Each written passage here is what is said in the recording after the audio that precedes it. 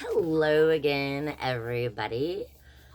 Okay, so this is part 2 of the introduction to Closer to Love by Vex King.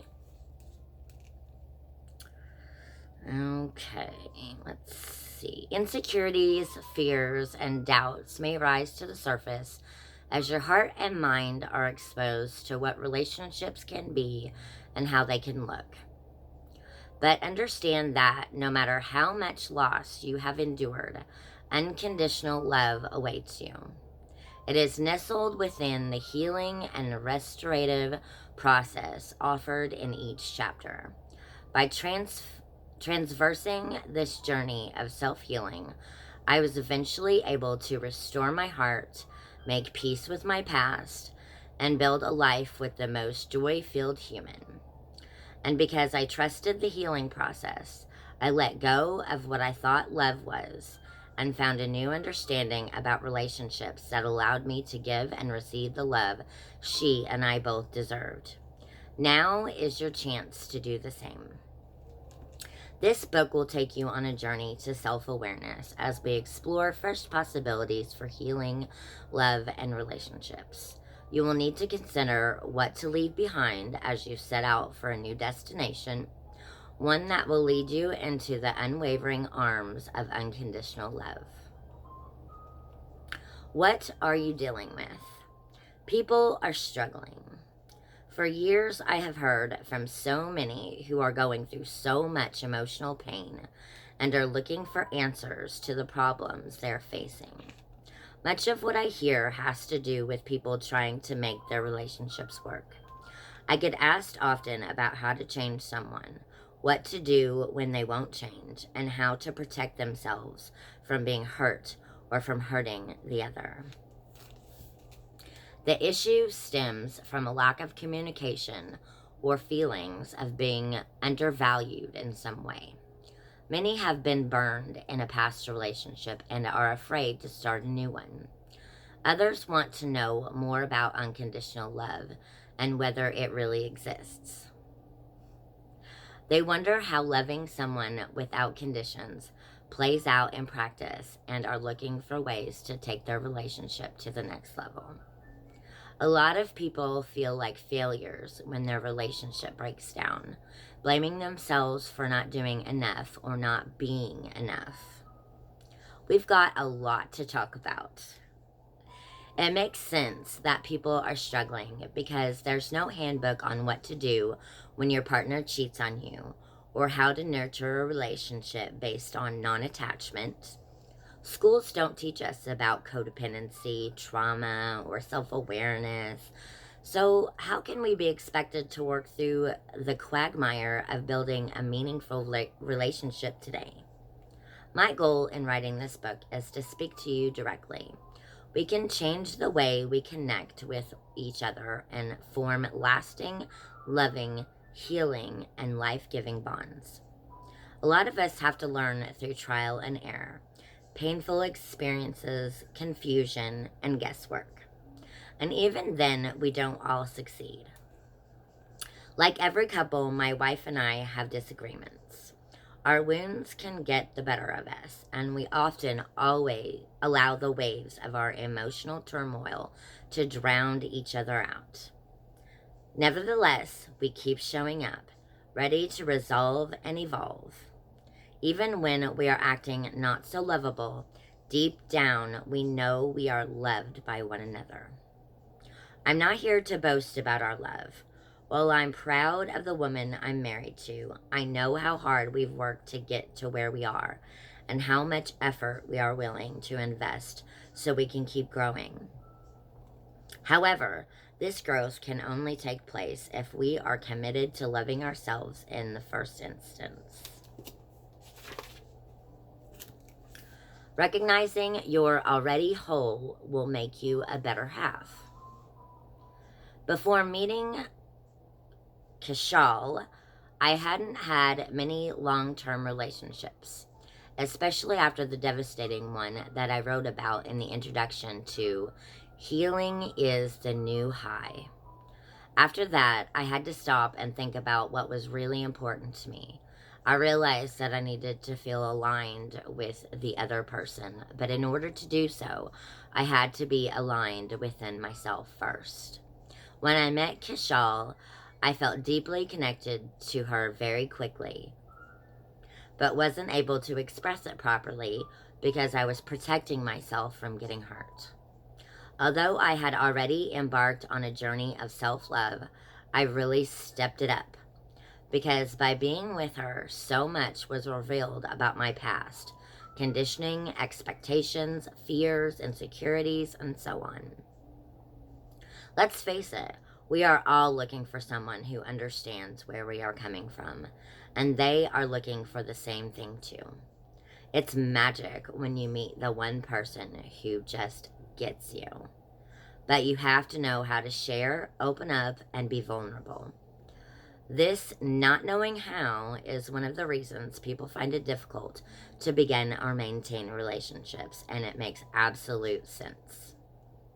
We can't get close to someone if we're able to get close to ourselves. If we aren't able to get close to ourselves.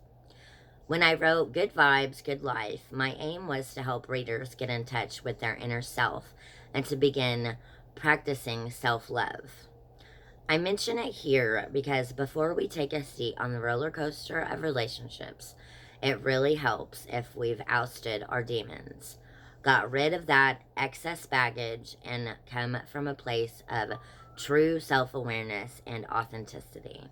Even if you haven't been able to do that completely, as long as you are on a path towards self-love, it's all good. You can enjoy fulfillment within a relationship if you create the space to do so. I know you may find yourself confronted by deeply painful experiences. With a partner because you haven't been able to do the hard work first. That's the path of learning more about yourself, who you are, what you want, and be willing to grow. But you can mature during a loving, caring relationship, and there's nothing more wonderful in life than that.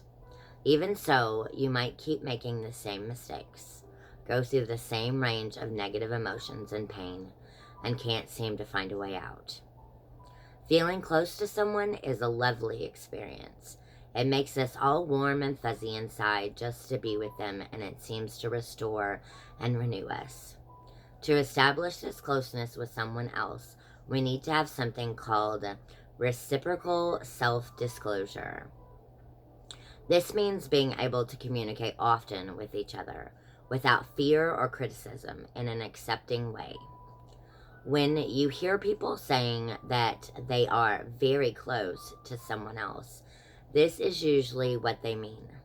Their relationship is based on caring, warmth, acceptance, and support, making it a mutual, intimate connection.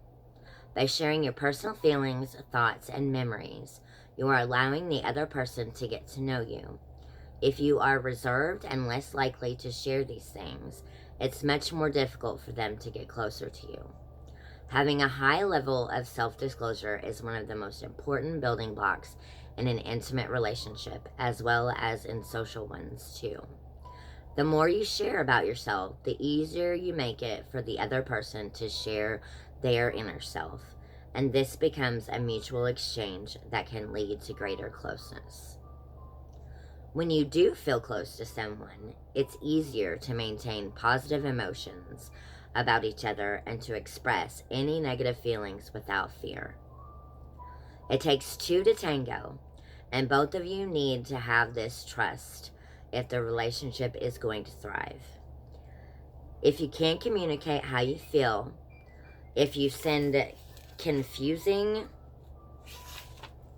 messages, aren't honest, or are emotionally shut down, it's highly unlikely that the other person is going to be able to help you. You need to help yourself first. You can also live quite happily on your own without having any particular partner or special person in your life, and still give love to others and be loved. There are just as many happy singles out there as there are happy couples, and it's not a one-size-fits-all thing here. In this book, I'll be writing a lot about romantic relationships, but most of what I say covers all kinds of intimate ties. Self-love doesn't require a partner, and I know many people who choose to be single for a variety of reasons, but still have caring, loving relationships with others. You have to do what feels right to you and pursue your own life goals, whatever path that creates. Most of us jump into relationships from a relatively young age without even knowing that what we want or how to go about getting it. No one told us that we need to connect with ourselves before we connect with others. I bet you know a few people, perhaps yourself included, who met someone in their late teens or early 20s and then broke up later on because they grew apart. You'll have heard that expression many times, right? What they are actually saying in most cases is the relationship didn't work for them because they aren't the same people now as they were when they first met. Could it also mean that they discovered who they really are at a later stage in their relationship? Maybe one person matured while the other stayed stunted and unable or unwilling to grow. Any of these explanations is possible, as well as other variants. It's completely normal to change, grow, mature, want different things in life, feel a need to start over, or reassess our needs as we grow older. Not all relationships will work out for these very reasons, although some will if they are flexible and resilient enough. If you don't know who you are when you walk into a relationship, how can you make it work? When you have never thought about what is compatible, acceptable, or desirable, how can you spot the incompatibilities, know what is acceptable, and define what is undesirable? If you have no yardstick, how can you measure anything? You deserve a relationship where you are seen, heard, understood, and accepted for who you really are. And that is all for the introduction. If you like this content, like this video, feel free to comment below. Share this with somebody that you think might need it. And that is all I've got. Don't forget to go out there and rainbow it. Fill the world with love, peace, joy, charity, kindness. Thank you, and have a good day, have a good night, or have a good evening, depending on what time you're watching this.